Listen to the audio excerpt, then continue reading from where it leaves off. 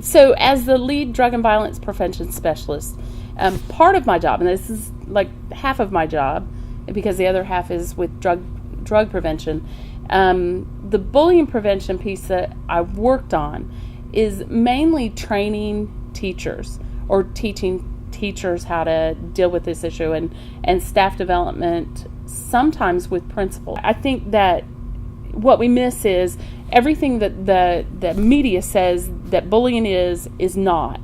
And so it really helped us kind of hone in on, what's really going on, what's happening. We don't see so much of the physical bullying, but we do see the name calling. I see the picking in school, name calling, and then what I also see is kids do something on Instagram, or they put something on Vine or something like that outside of school, and then the kids bring that into school and they carry it farther. And that's where I say some kids just don't know when to stop.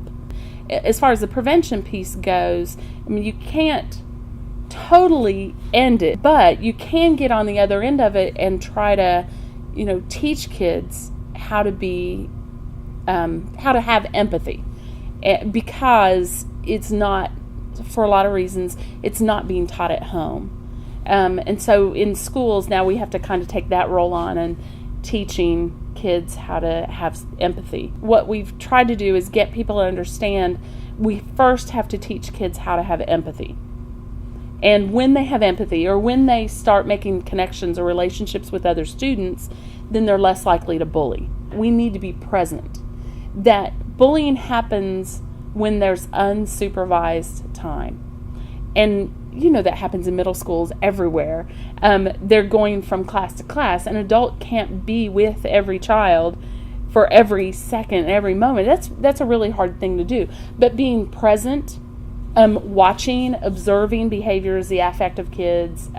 So teaching teachers that you need to be present. Bullies know when those transitional times are. They know when to take advantage of that, and they do it. And that's where the empathy training comes. So we've always got to back that up. I think you have parents that come down on both sides. There's parents now, and I can talk about me as a parent. My kids aren't allowed to do that inside or outside of school.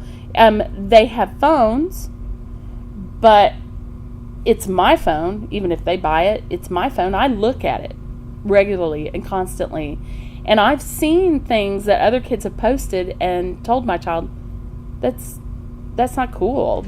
You don't take part in that. I think that parents are they're not checking their kid's phone. They're not doing the due diligence that a parent should do. And a phone is like a car. There's some responsibilities that go with a phone. And so I think, the parent has a good thought in mind when they, give their kid a phone. They're thinking emergency. They're thinking the safety. Kid's not thinking of that. So as a parent, I get it. I understand. I'm the same way. But you also have to be diligent with that access to that.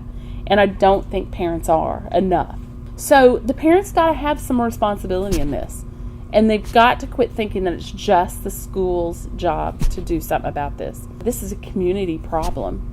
And if we let the kids get away with it and are okay with it, then it's going to keep happening.